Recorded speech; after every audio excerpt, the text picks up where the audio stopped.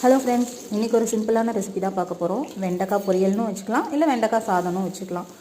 அதுக்கு ஃபஸ்ட்டு வடக்கல்ல கொஞ்சமாக எண்ணெய் ஊற்றிட்டு கடுகு உளுந்தம்பருப்பு போட்டு பொரிஞ்சதுக்கப்புறமா வெங்காயம் கருவேப்பிலை சேர்த்துட்டு நல்லா ஒரு வதக்கிட்டு அதுக்கப்புறம் நம்ம கட் பண்ணி வச்சுருக்க வெண்டைக்காயும் சேர்த்து நல்லா வதங்கணும். அதோட வலுவலுப்பு தன்மை போகிற அளவுக்கு ஒரு 2-3 தடவை நல்லா வறுத்து விடணும்.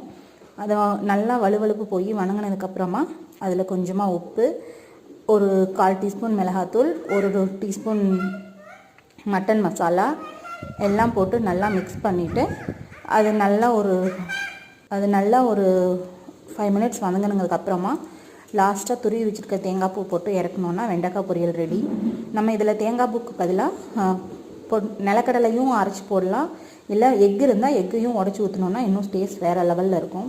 உங்கள் வீட்டு குட்டீஸ் பொரியல் சாப்பிட மாட்டாங்கன்னா இதுலேயே கொஞ்சம் சாதத்தை போட்டு மிக்ஸ் பண்ணிங்கன்னா வெண்டைக்காய் சாதம் ரெடி. ட்ரை பண்ணி பார்த்துட்டு எப்படி இருக்குன்னு